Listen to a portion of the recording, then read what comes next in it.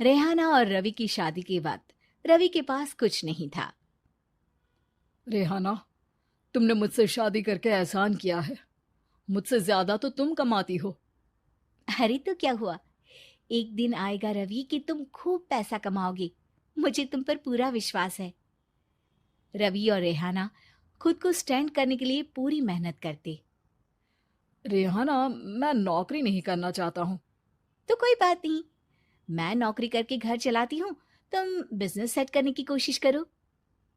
एक दिन रेहाना, तुम जानती हो, मैंने जो विज्ञापन बनाने वाली कंपनी खोली थी ना, उसे बड़ी ब्रांड का ऑफर आया है। अब हम लोगों के दिन ब्यारे न्यारे हो गए हैं। मैं जानती थी रवि कि एक दिन तुम सेटल हो जाओगे। रवि का काम अच्छा चल जाता है। एक दिन वो रेहाना से कहता है, रेहाना, अब हम लोगों का बच्चा भी हो गया है। बहुत छोटा है वो। उसका ख्याल कैसे रखेंगे हम? कैसे क्या, मैं गांव से माँ को लेकर आ जाती हूँ। नौकरी से हाफ डे ले लिया करूंगी। अभी तो वो छोटा है, स्कूल जाने तक मैं मैनेज कर लूंगी। देखो रेहाना, मैं अब अच्छा कमा रहा हूँ। तुमको नौकरी करके परेशान होने की कोई जरूरत नहीं है।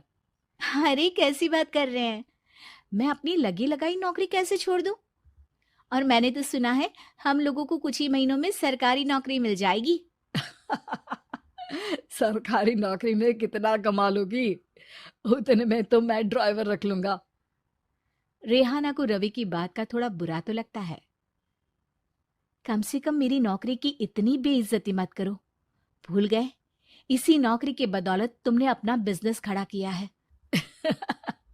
अरे वो तो मैं किसी के भरोसे भी कर लेता। देखो, अपने बच्चे को संभालो, घर का काम करो। अब बाहर जाती तुम अच्छी नहीं लगती हो।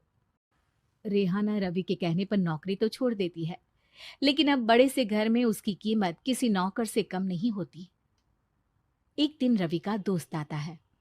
भाभी, हम लोग तो आपको तब से जानते हैं जब से आप लोग शादी होकर इस शहर में आए थे। आपकी बदौलत ही सारा बिजनेस खड़ा हुआ है। ये किस्मत तो आप ही की है भाभी। हाँ हाँ भाई, हमारी मेहनत तो कुछ है ही नहीं। अरे होगी, लेकिन भाभी की किस्मत के आगे कुछ नहीं। दोस्त वहां से चला जाता है, लेकिन रवि का गुस्सा सातवें आसमान में होता है। देखा कैसे बोल रहा था? अरे बिल्कुल अच्छा आदमी नहीं है ये। कैसी बात कर रहे हैं आप? प्रशांत भैया तो बहुत अच्छे इंसान है रवि।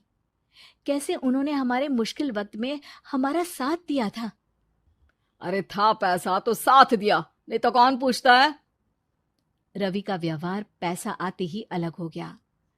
वो बंदे को बंदा नहीं समझता। घमंड से घिरे रवि ने तो एक दिन हद ही कर दी। रेहाना, मैं अब तुम्हारे साथ नहीं रह सकता हूँ। क्या? क्या बकवास कर रहे हो रवि? क्या कहना चाहते हो? और क्यों नहीं रह सकते तुम मेरे साथ? देखो, मुझे कोई और पसंद है, और उसने साथ रहने पर बस यही शर्त रखी है कि मुझे तुम्हें तलाक देना होगा। रेहाना, जो कि एक स्वावलंबी महिला थी, उसने बिना देर किए रवि को कह दिया, कोई इश्यू नहीं, मुझे पैकिंग में 4 दिन का वक्त लगेगा, लेकिन तब तक मैं तुम्हारे साथ नहीं रहूंगी। 4 दिन के लिए तुम कहीं और शिफ्ट हो जाओ, मैं घर से निकलूंगी तो बता दूंगी।